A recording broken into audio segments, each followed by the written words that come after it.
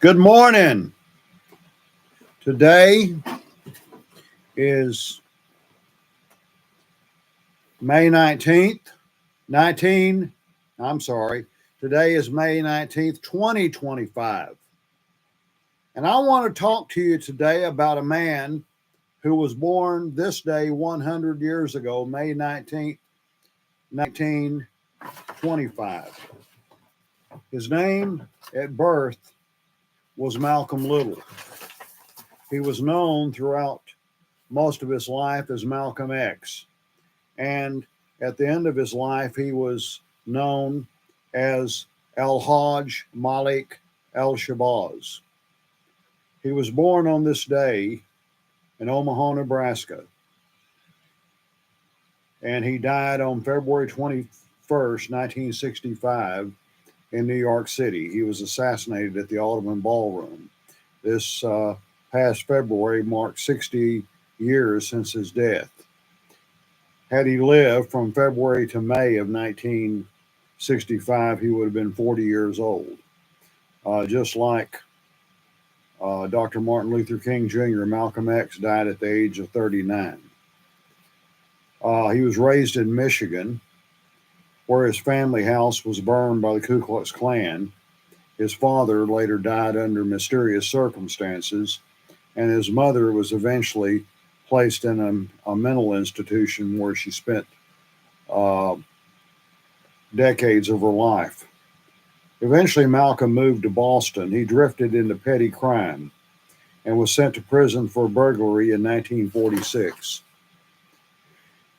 He told a story that in 1946 he came to Cambridge, Massachusetts for the first time as a common thief who had not finished the eighth grade. His next time to come to Cambridge was in 1961 when he was the guest speaker at the Harvard Law School Forum. If that's not a change, I'd like to know what is. And it was in August of 1952 he was released from prison. And by the way, it was on May 22nd, 1972. That was my 21st birthday.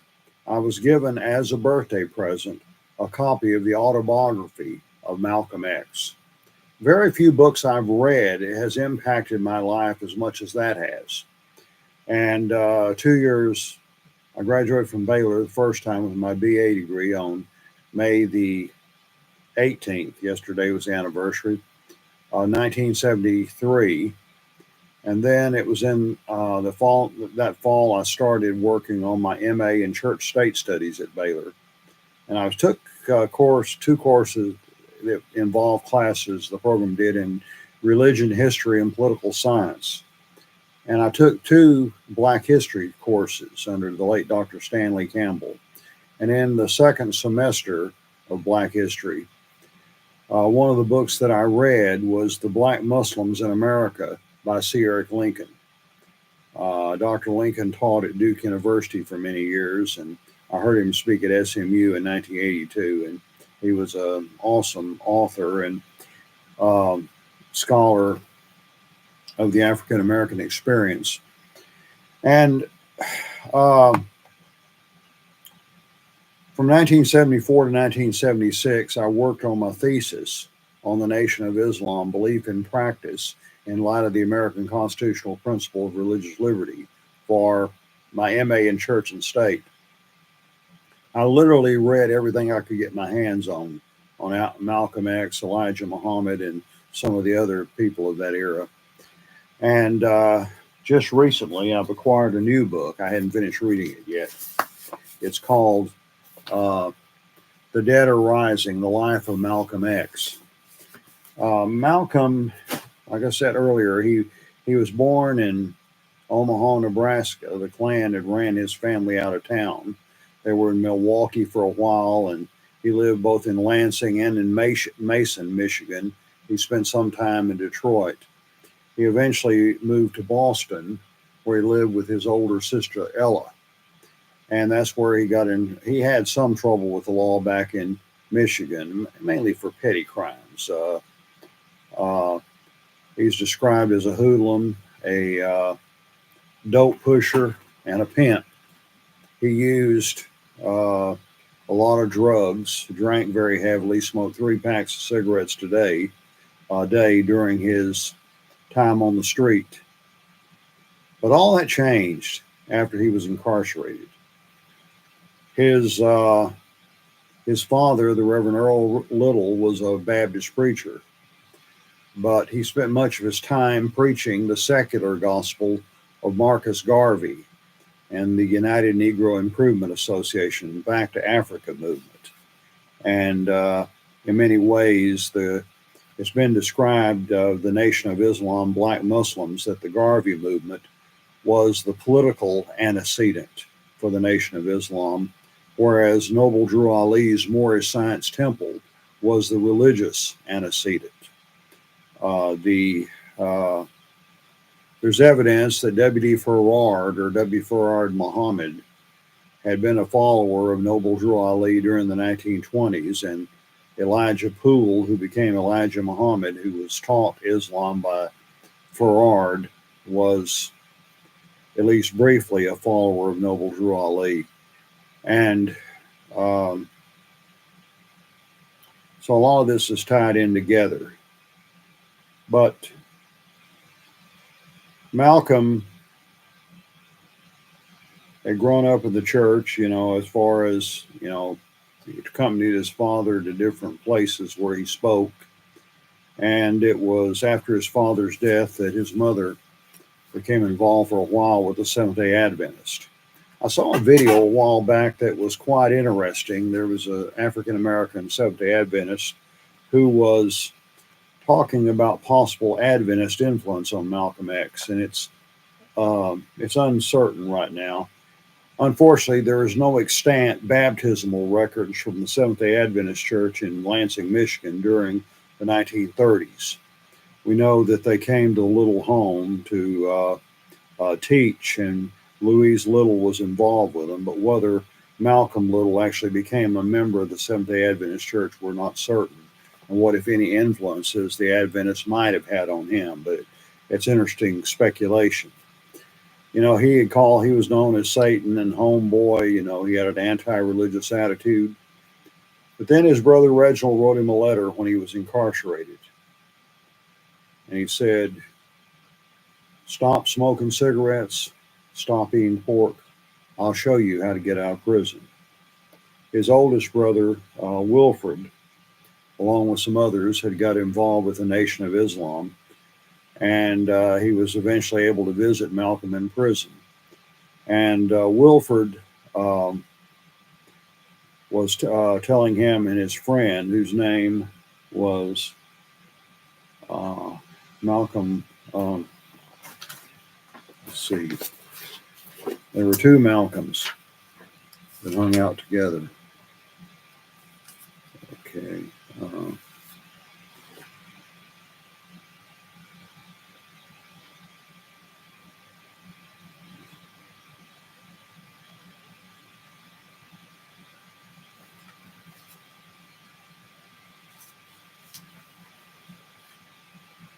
Malcolm Jarvis. Malcolm Little and Malcolm Jarvis were buddies. They were incarcerated together. And Wilfred urged both of them they were up for parole at the same time, urged both of them to read How to Win Friends and Influence People by Dale Carnegie. Malcolm Jarvis read it, followed some of the principles. When he went before the parole board, he passed with flying colors. Malcolm Little refused and ended up serving another year, but he eventually did read it. He eventually did change his approach. He eventually did get out. And interestingly enough, I read the autobiography of Malcolm X in 1972, and it was in the summer of 1973 that I read for the first time How to Win Friends and Influence People by Dale Carnegie. That was when I was working in Pulaski, Virginia, selling books for Southwestern Company of Nashville. That was one of the several books of inspirational literature we were required to read. Of course, the autobiography and How to Win Friends, I've read both of them again at some point in time. But Malcolm had became very studious, very much of a scholar during the time in prison. He went to the prison library. There had been a wealthy man who had an interest in corrections who had willed his library to the prison. He had a lot of books on religion, philosophy, psychology, sociology, history, government, and related fields. And Malcolm became a voracious reader, and he got a very good education from behind bars. And eventually, he began writing letters, improving his penmanship, not only writing to family members, but also corresponding with the Honorable Elijah Muhammad, the head of the Nation of Islam. And of course, they met once Malcolm was out. And to say he was released in August 1952, he claimed the surname X to signify the rejection of the slave name of Little. And soon after meeting Elijah, he became the sect's most effective speaker and organizer. He became eventually the national minister. And he expressed anger and frustration of African Americans, criticized the civil rights movement and racial integration, calling instead for black separatism, black pride, and the use of violence in self-defense. His propensity toward violence has been exaggerated. Sometimes we say that Martin was nonviolent, Malcolm was violent. That's not exactly the case. On one occasion, Malcolm said that he would be nonviolent if everybody else was nonviolent. If the Klan and the White Citizens Council are nonviolent, I will be nonviolent. He said, don't go around looking for trouble. But if anybody lays a hand on you, send them to the cemetery, was his philosophy, self-defense. And come on now, a lot of people have that philosophy. People of various races and various religions and political persuasions. Never listen to any of the advertising of the NRA. Well, the difference is with Elijah Muhammad, eventually all that changed. Malcolm at one time was totally devoted to Elijah Muhammad. In fact, he said that if Malcolm was charged with a crime, if Elijah Muhammad were charged with a crime resulting in the death penalty, Malcolm said he would do everything he could to convince the authorities that it was he and not Mr. Muhammad who was guilty of the crime, so he could die in the messenger's place. Malcolm became very popular. He spoke on college campuses, he spoke elsewhere, and it looks like Elijah became jealous. Like he did. And the rumors circulated about Elijah not living up to the standards that he was teaching. Several secretaries reported that they had been, some that were underage girls reported being impregnated by the messenger of Allah, who was teaching a puritanical moral code. On one occasion, they looked at the precedents in the Bible. Elijah said, yes, that's right. You read about David taking another man's wife, I'm David. You read about Noah getting drunk. You read about Lot lying with his daughters. I must fulfill all these things. And that is very much inconsistent. By the way, Malcolm had been a pimp and quite a womanizer during his time on the streets.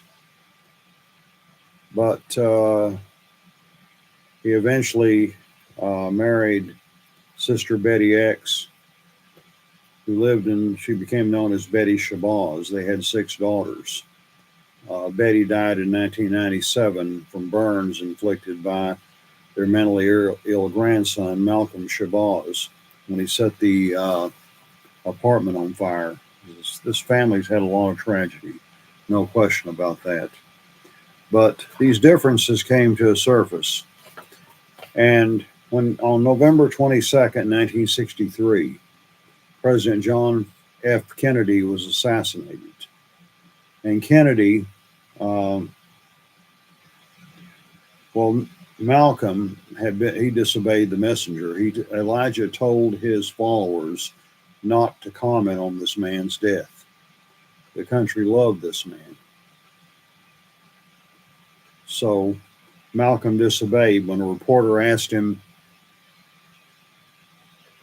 what he felt about it, he described it as chickens coming home to roost. He later said he didn't mean to say it like it sounded like it was a good thing, but the same violence in America that resulted in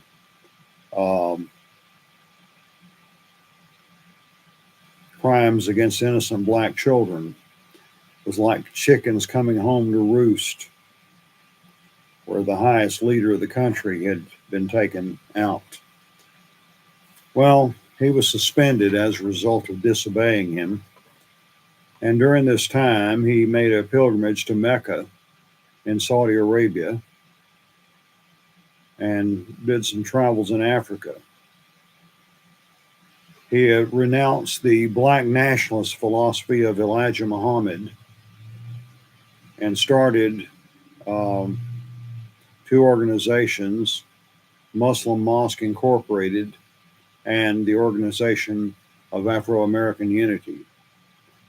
The pilgrimage led him to acknowledge the possibility of world brotherhood, and he saw Muslims of all nationalities. And on one occasion, he met the Algerian ambassador to Ghana, and he gave him his vision for a black control of their societies and all this type of thing. And this man was a revolutionary who carried out a successful revolution. But he said, where does that leave me? Because the man was obviously white. And he convinced Malcolm that he was alienating some people who could be of help in his cause. And so he began to evolve even more. And then it was on Sunday, February 21st, 1965. He was speaking at the Audubon Ballroom in New York for a meeting of the Organization of Afro-American Unity, in which he was gunned down. And his autobiography was published posthumously. It was co-written by Alex Haley, who later became well known as the author of Roots. And toward the end, he said, let me read this over one more time, talking about the manuscript, because I don't think I'm going to be alive to read it in its printed form. He said, everywhere I go, black men are watching me, waiting their chance to kill me. Many of you who doubt this don't know the Muslims of the Nation of Islam. At the same time, I may die at the hands of some white racist or some Negro who's brainwashed into believing that by killing me, he's doing the white man a favor. Well, 3 men were incarcerated: Talmadge Hayer, Thomas Johnson, and Norman Butler. All 3 were eventually released. Talmadge Hayer was clearly guilty and admitted so. Norman Butler and the late Thomas Johnson were later exonerated. And I understand some reparations were paid to Norman Butler and to the estate of Thomas Johnson. Another man by the name of William Bradley was believed to have been involved in it, but he never served a day in prison. He died I believe, in 2018. And one of my teachers described the autobiography of Malcolm X as one of the most important books of this 20th century. I fully agree.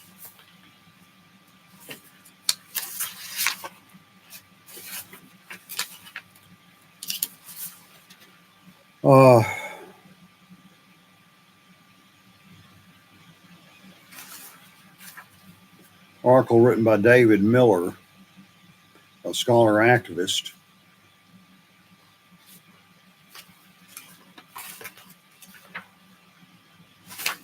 Recently wrote an article about Malcolm and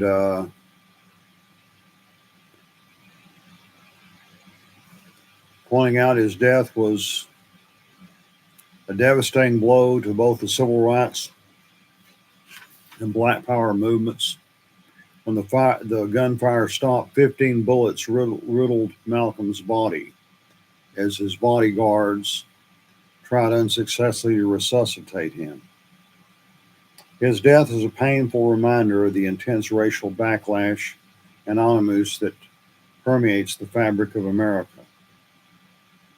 And also, his travels in Africa and the Middle East talk about the global impact of his work. It was Ossie Davis, a contemporary of both Martin Luther King and Malcolm X, well respected in the civil rights movement, a Harlem fixture, that Betty Shabazz chose to deliver Malcolm's eulogy. And thousands lined the streets near 147th Street in Amsterdam to pay respects to Malcolm X and honor his legacy.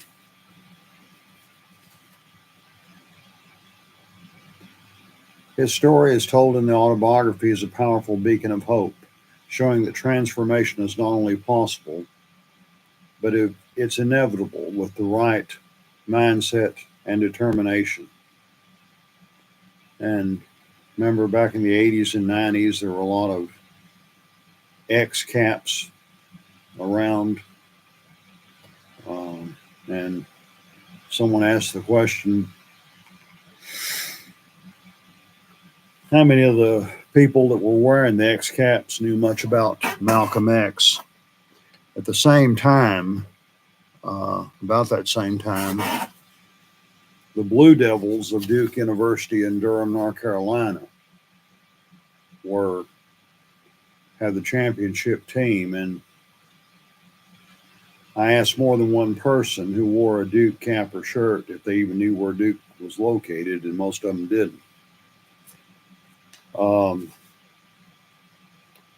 There's been a number of movies, a number of documentaries. 2020 Netflix documentaries called Who Killed Malcolm X?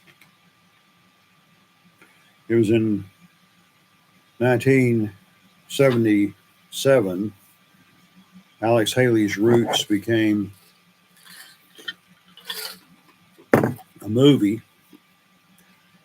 a made-for-TV movie. 1979, they had the sequel, Roots: The Next Generations. James Earl Jones played the part of Alex Haley. And Al Freeman Jr. played the part of Malcolm X. On that last segment of it, it shows the assassination. Then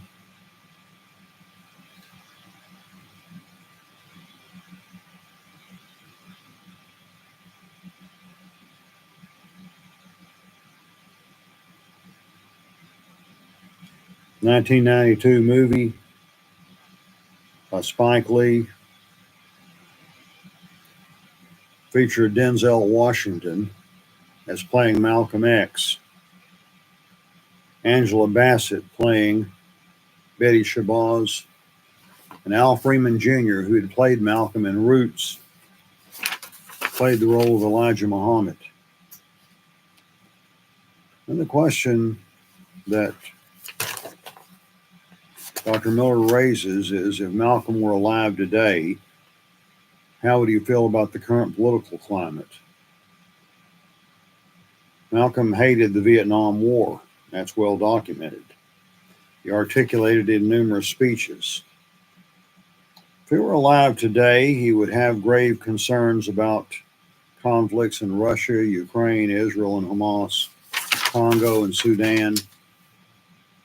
He would be disturbed by the ongoing human rights violations perpetrated by police departments, including the murders of Sonia Massey, Eric Garner, and George Floyd that got a lot of publicity. And right close to home, the 2020 murder of Jonathan Price in Wolf City, Texas, which I have videos about. Wonderful little town. That's so tragic that such an event would occur there or anywhere else. Malcolm X is outraged at the current political landscape with the election of Donald Trump. Lack of a strategic Democratic response would be evident. He lectured extensively about the lack of support for African Americans that they received from both the Democratic and Republican parties decades ago, described the Democrats, well, the Republicans being wolves and the Democrats being foxes, sly. So as we honor Minister Malcolm X posthumously, on the 100th anniversary of his birth, we should remember a man who put his life on the line for freedom and justice, to hold a country accountable for years of oppression. He has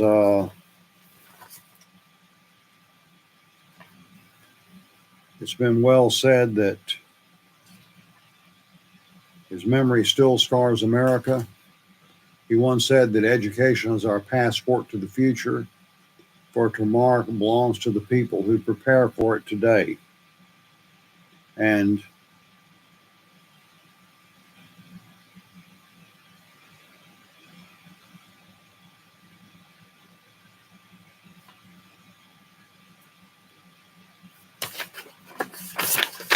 but how much is taught about him in school?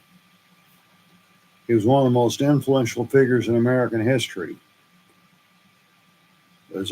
His story is largely missing or misrepresented in K-12 education.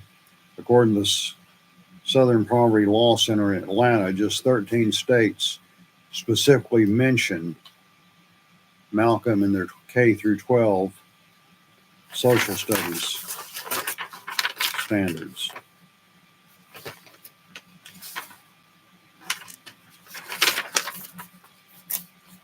They know as students learn about Malcolm, they'll organize. That terrifies those who want to maintain the status quo. On this day, today, May 19th, there's a number of different celebrations. Interestingly enough, I'm sure there's places like in New York and Chicago and Detroit you'll have something, but he's now being recognized both in Lansing and Mason, Michigan. And he's the mostly white city of Omaha, where he was born, spent the first few years of his life, smack in the middle of America, the city of the heartland.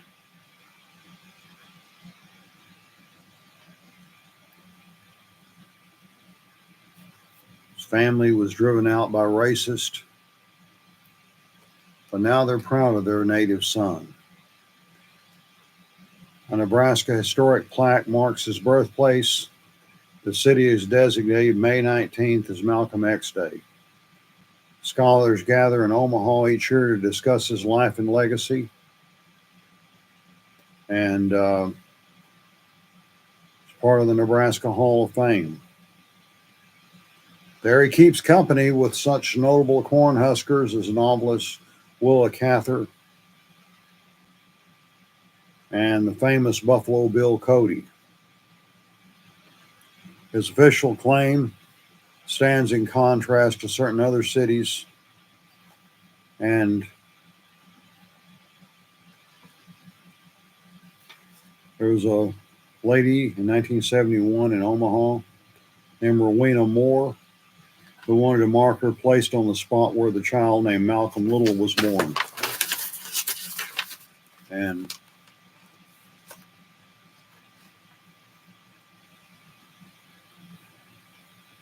the Little family was driven out of Omaha just 18 months after Malcolm was born. And this son of Omaha returned to his birthplace only once. On June 30th, 1964, he spoke at the North Omaha Elks Lodge. In Omaha, as in other places, the Ku Klux Klan has just changed its bed sheets for police uniforms. That's what he told, according to North Omaha history. 8 months later, he lay dying in the Audubon Ballroom, his body torn from shotgun blasts fired by a team of assailants. And Rowena Moore was the driving force behind the Malcolm X Memorial Foundation. She spent years lobbying for a plaque at 3448 Pinckney Street, his birthplace. Finally succeeded. And he was inducted into the Nebraska Hall of Fame in 2024.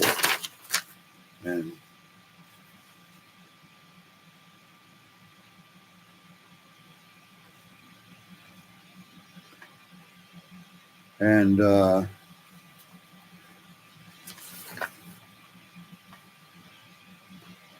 Malcolm X Memorial Foundation has about 10,000 visitors a year. They expect that to increase as of today with the 100th birthday Brother Malcolm. Rowena Moore said, "I'm proud to have been raised in this village into the woman I am today."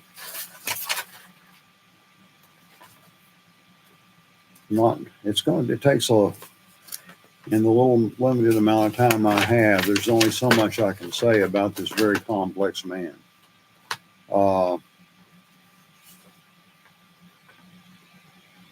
Generation X, the hip hop culture, he's one of their heroes. Well, many of them were born in the mid 60s. They were in diapers when Malcolm was assassinated. When Spike Lee released his magnum opus, the movie Malcolm X, in 1992, they were in their teens or early 20s.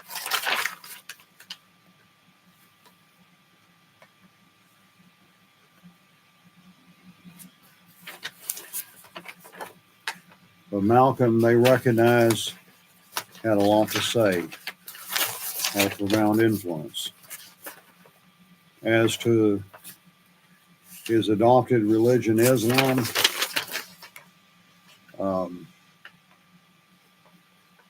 Malcolm had contact with the Baptists and the Seventh-day Adventists. He rejected both, but he later became a Muslim, and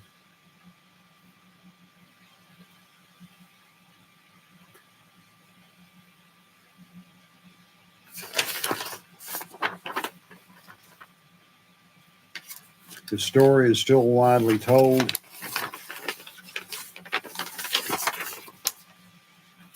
And people of various nationalities, but more common African Americans, are still converting to Islam as a result of the influence of Malcolm X, especially those behind prison bars. So, I don't know what all events are taking place today, but I trust everybody who has the pleasure of attending such an event will enjoy it. And again, Malcolm X was an outstanding individual, and he is being honored on this day, which would have been his 100th birthday. Happy birthday, Brother Malcolm. Have a great day, everyone.